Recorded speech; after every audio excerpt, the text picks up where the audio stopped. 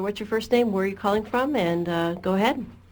Hi, this is Phil from Appleton. Hi, Phil. I wanted to say that it's approximately, from what I read, 22.7 million gallons of LPG, and that's liquefied so that it's liquefied only because it's very, very cold, far below zero, and that at normal temperatures it would be a gas. So I'm wondering, if that got out, it would turn into gas, and it would be many times that volume, perhaps. Would it be 100 million gallons or something like that? And if so, and if it caught fire, I understand it's it can't be put out with water. It's a Class B type fire, correct?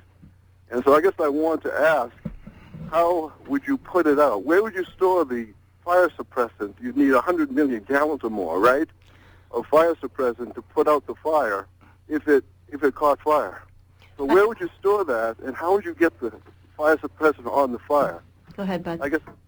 Okay, this is Bud Rose. I can answer this one. The first statement that you made that it can't be put out with water is incorrect. I did it about 2 months ago by mistake. We generally don't put out small propane fires with until we can isolate the fuel source, because if it's burning as it comes out of the tank, we know where it is and we can control the hazard.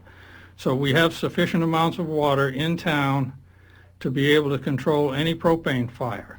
If it turns into a gas, and you look at the chances that it is going to leak out, the design of the process is such that there are multiple leak detection systems and a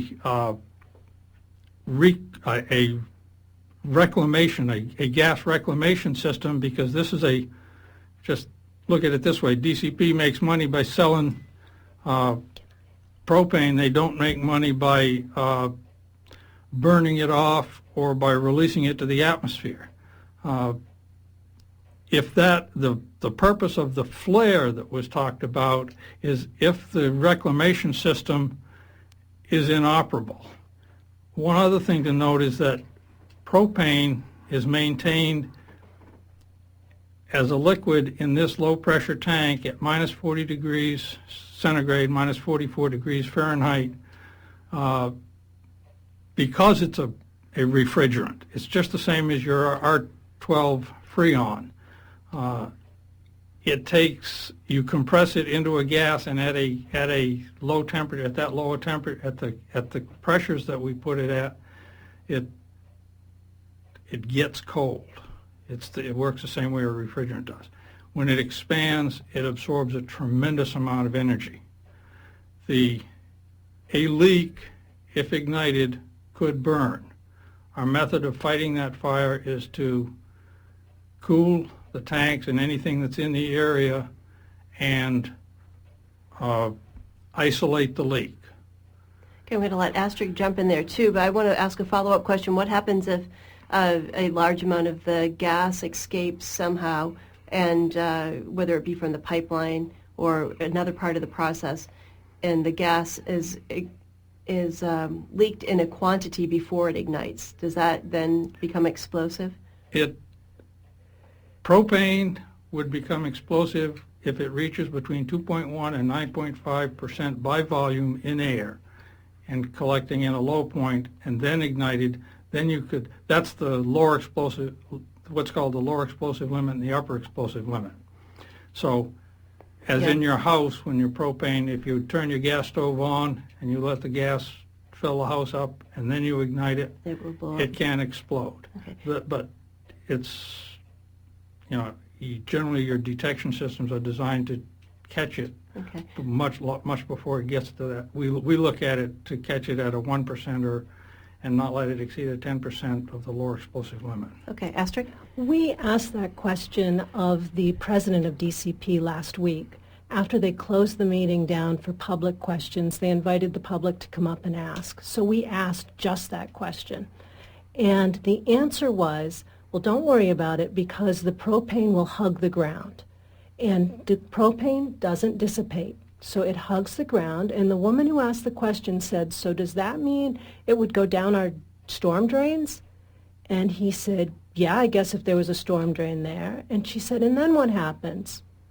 And this is the president of the company, said, well, I guess it goes down to the ocean, wherever the storm drain's going to go out. And she says, what happens to that propane then? Does it drop below the surface of the water? Does it hug the water? Does it spread across the water? And his answer was, hey. And she said, hey? And he said, hey. And he walked away. That's what we want, worst case scenarios. All right, we're going to go ahead and take another call. Go ahead, caller. What's your first name and what's your question or comment? This is David Lang. I'm from Stockton Springs. Hi, David. First of all, I'd like to correct a misstatement by one of your panelists that propane fires can be put out with water. They cannot. The principle of suppressing fire with water is to cool down a burning substance. And propane is not a substance, it's a gas. And so if you squirt water on it, the effect is going to be simply to spread the fire further. So forget about using water as a fire suppressant in the case of a blevy. Blevy is a boiling liquids, evaporating vapor explosion. And that's typical of propane tanks. That's what they do. They're kept under high pressure, and when the pressure is released, the liquid propane starts to boil, and it evaporates, and the vapor expands. And then if there's any ignition source in the area, like somebody smoking a cigarette, the propane will catch fire and kaboom.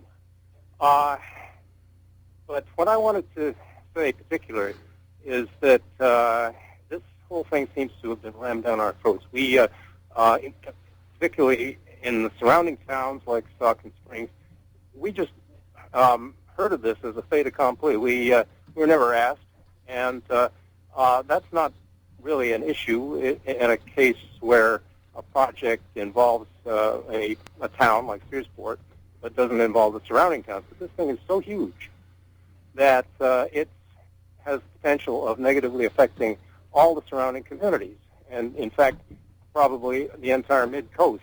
And I just think that we've been blindsided by this thing. It seems to have crept in under the radar, and there hasn't been sufficient discussion of the ramifications. A lot of people have pointed out that there are likely disamenities, like the tourist trade is likely to be suppressed. I think that's true, because people coming up to the main coast are not coming to look at the kind of industrial developments that they're getting away from. And this tank is huge. It's 200 feet across and 200 feet high. That's enormous. And so tourist trade is likely to be suppressed. Property values are also likely to be suppressed. And so all of us who have investments in property are going to see our net worth decrease.